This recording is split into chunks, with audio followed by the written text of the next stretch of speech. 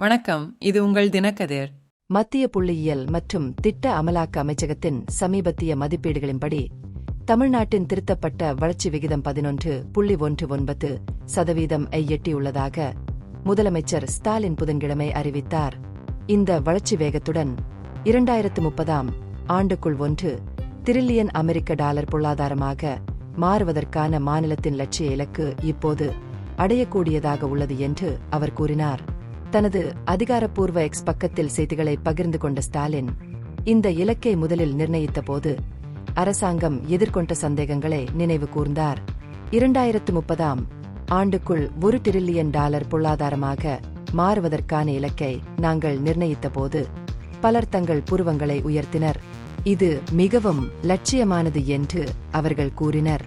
ஆனால் இதுபோன்ற வளர்ச்சியுடன் ஒரு காலத்தில் தொலைவில் இருந்ததாக தோன்றியவை இப்போது அடையக்கூடியதாக உள்ளன என்று அவர் எழுதினார்.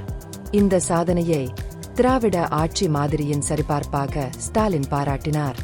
ஏப்ரல் மாதத்தில் MoSPI இன் முந்தைய மதிப்பீட்டின்படி தமிழ்நாடு ஏற்கனவே 9.69% வளர்ச்சி விகிதத்துடன் நாட்டை வழிநடத்தி வருவதாகவும் இப்போது அதையும் தாண்டிவிட்டதாகவும் அவர் குறிப்பிட்டார். இந்தியாவில் இரட்டை இலக்க வளர்ச்சியை பதிவு செய்த ஒரே மாநிலம் தமிழ்நாடுதான் என்பதை அவர் சுட்டிக்காட்டினார். வரலாற்று முக்கியத்துவத்தை எடுத்துரைத்த ஸ்டாலின், கலைஞர் எம். கருணாநிதி தலைமையில் 2010-11 ஆம் ஆண்டில்தான் இத்தகைய வளர்ச்சியை கண்டதாக குறிப்பிட்டார்.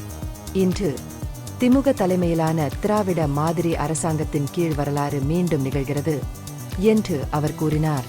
நிதியமைச்சர் தங்கம் தென்னரசு அண்ணா அறிவாலயத்தில் செய்தியாளர்களிடம் பேசுகையில், முதலீடுகளை ஈர்ப்பதிலும் வேலைவாய்ப்பை உருவாக்குவதிலும் ஸ்டாலினின் முன்னெச்சரிக்கை கொள்கைகளே அதிக வளர்ச்சி விகிதத்திற்கு காரணம் என்று கூறினார். தமிழ்நாடு முதலீட்டாளர்களுக்கு ஒரு முன்னணி இடமாக மாறியுள்ளது என்பதை அவர் வலியுறுத்தினார். கடன் தொடர்பான எதிர்க்கட்சிகளின் விமர்சனங்களுக்கு பதிலளித்த தென்னரசு, கடன்கள் அனுமதிக்கப்பட்ட வரம்புகளுக்குள் எடுக்கப்பட்டு மாநிலத்தின் பொருளாதாரத்தை கணிசமாக உயர்த்திய வளர்ச்சியை ஊக்குவிக்கும் முதலீடுகளுக்கு பயன்படுத்தப்பட்டன என்று தெளிவுபடுத்தினார்.